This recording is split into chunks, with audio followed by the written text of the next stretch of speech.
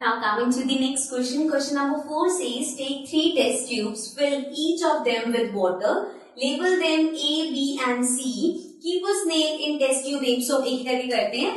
देखो अब उन्होंने बोला 3 टेस्ट ट्यूब्स लो और उनको लेबल कर दो A, B एंड C और तीनों में हमें वाटर फिल करना है. After that keep a snail in test tube 1. So A जो हमारी टेस्ट ट्यूब है इसमें हमें स्नेल रख देंगे. Then a water plant in test tube B. So यहाँ पे हमने वाटर प्लांट रख दिया. And in C keep snail and plant both. और C टेस्ट ट्यूब में यहाँ पे हमने एक स्नेल भी रख दिया प्लस एक वाटर प्लांट भी रख दिया.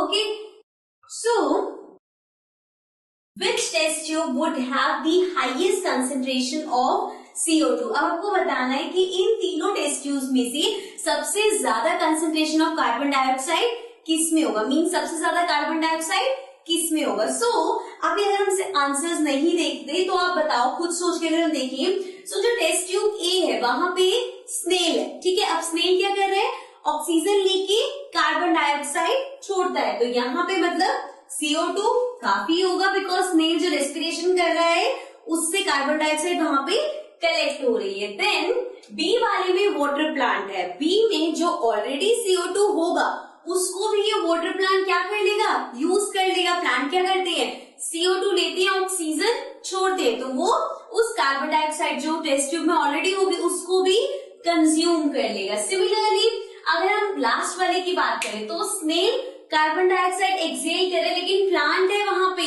जो उस कार्बन डाइऑक्साइड को यूज कर रहा है. सो बेसिकली इन दोनों बी और सी में कार्बन डाइऑक्साइड यूज हो रही है लेकिन ए में सिर्फ कार्बन डाइऑक्साइड छोड़ रहा है, कोई उसको यूज नहीं कर रहा. सो ए में सबसे ज्यादा कार्बन डाइऑक्साइड होगी. अब इसको हम थ्योरी में पढ़ लेते हैं. Living organism release CO2 during respiration, whereas plants utilize CO2 for photosynthesis. So यहाँ पे उन्होंने बता दिया कि लिविंग ऑर्गेनिज्म है वो क्या करते हैं, they release carbon dioxide, whereas जो प्लांट्स होते हैं वो फोटोसिंथेसिस के लिए कार्बन डाइऑक्साइड को यूज करते हैं.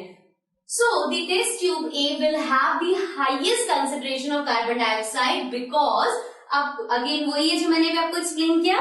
टेस्ट ट्यूब ए में सबसे ज्यादा कार्बन डाइऑक्साइड होगी because CO2 will come only by respiration of snail. So यहाँ पे CO2 सिर्फ आएगी रेस्पिरेशन ऑफ स्नेल. जब रेस्पिरेट करेगा तो सिर्फ उसमें CO2 कलेक्ट हो रही है. In test tube B and C, a part of CO2 is utilized by the plant for photosynthesis. So B और C में क्या हो रहा है, कार्बन डाइऑक्साइड का कुछ पार्ट है जो प्लांट और दोनों में मतलब जो प्लांट है वो यूटिलाइज कर रहा है and hence there is less concentration of carbon dioxide. So A के कंपैरिजन में बी और सी में कार्बन डाइऑक्साइड कम हो. Okay, now we move to the next question.